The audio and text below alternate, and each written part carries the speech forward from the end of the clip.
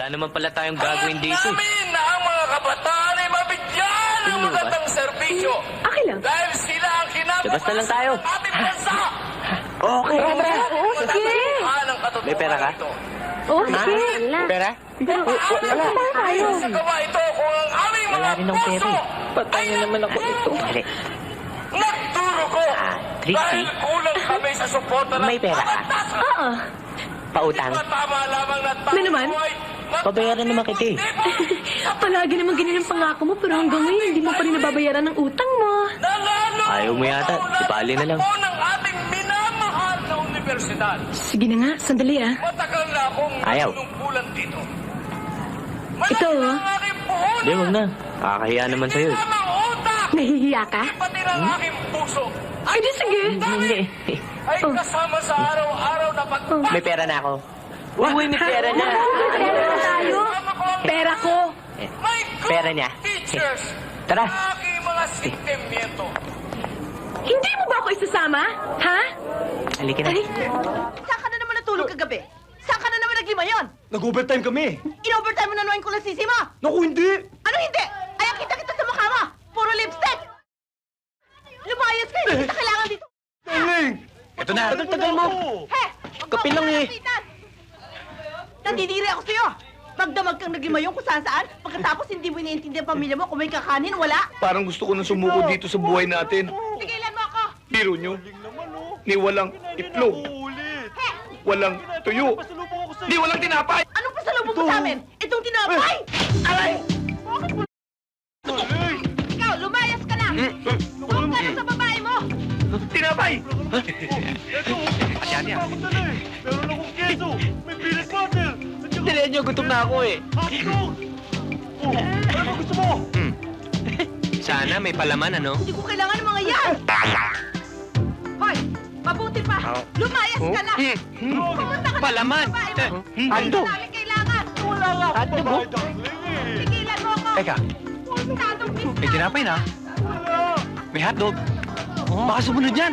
Hamon. Mabuti pa, abangan na natin. Pati itong sinelas sa sapatos, dalhin mo!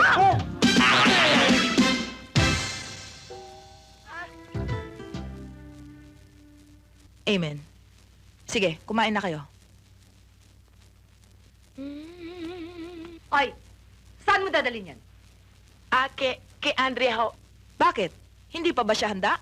5 minutes pa raw eh. Inaantok pa.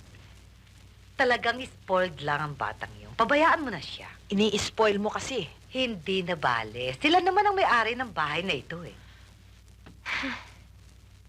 Sige, sige na. Dalhin mo na yan. Hoy, ano yung binabasa mo? Assignment ko sa Okay na yan. Ha? Assignment, ha? Comics? Filipino comics. Assignment ko yun sa Pilipino. Ano yan? Ano yung binabasa mo? Ano yan? Okay na nga yun. Assignment ko po yan. Assignment, ha? Fashion magazine, ha? Hindi po. English literature ko po. English literature, ha? Hoy, ano Para yan? sa PE ko to eh. PE. Patingin, ayaw mo pang upikot. PE, ha? Girls, why don't you behave? Ikaw, Butch, you come from a respectable family. Iginagalang ang pamilya nyo sa Ilocos. And Maxie, gobernador pa naman ang tatay mo. And Alex, for God's sake, kardinal ang lolo mo. Makonsensya naman kayo. Huwag nyo dudungisan ang magagandang pangalan ng mga pamilya nyo. Paano naman, Rose? Wala na kaming ibang ginawa dito kundi bahay, eskwelahan, eskwelahan, bahay, bahay, eskwelahan, eskwelahan, bahay, bahay, eskwelahan, eskwelahan, bahay, bahay, eskwelahan, eskwelahan, bahay. Sawang-sawa na kami rito. Wala na kaming ibang happenings. Oo nga, napaka-boring dito eh. Nako, maluloka na talaga ako dito. Ay nako, basta talagang ganyan ang buhay estudyante. Konting sakripisyo para may disiplina tayong lahat. O sige, kumain na kayo't mahuhuli tayo. Akin na may papaya. Hoy, hoy, akin yan.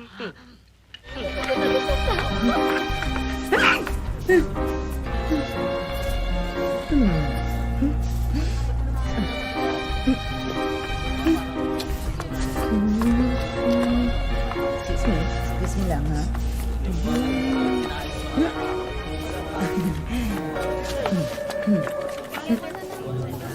Yes po. Kailangan ko ng 10 bags ng dugo. Anong type po? Kahit anong type ko. Hindi ako maselan. Sige na. May letter po ba kayo galing PCSO o ospital? Saan po ba gagamitin yung dugo? Meron ako. Oh, ito oh. Dali mismo kay Tita Rosa Rosal. Ha, yan. Buong pamilya ko nangangailangan ng dugo. Dear Pecto. Oh, kilala ko ni Miss Rosa Rosalo. Oo, Pecto, kilala kita. At ang buong pamilya mo. Alam ko kung saan kayo nakatira. Bigyan mo ng 10 bags na dugo si Mrs. Malu Huang. At tuwing o-order siya, kung hindi, alam mo na. Lovingly yours, Tita Rose, host ng Damayan. Oh, sandali lang po Okay. Uy, 10 bags na dugo. Okay. Ma'am, ito na po. Cheers! Table for rent. Wow, Mama! Ang sarap! Ang tamis! Oh anak, huwag puro dugo Meron pa tayo ditong puso at atay ng baboy. Bagong katay lahat to. Ma, pa, okay na okay dito. Hindi na tayo maghahat ng kakainin natin. Bibili ka lang, presto! Hindi na tayo magagutom. Ma, sana pala noon pa lang dito na tayo tumira. Hindi na sana tayo nagpalipat-lipat ng bahay. Baka sakali naging normal pa ang buhay natin. Okay lang yun, anak. Ang importante, maayos ang lagay natin dito. Kayo ha, mag-aral kayong mabuti.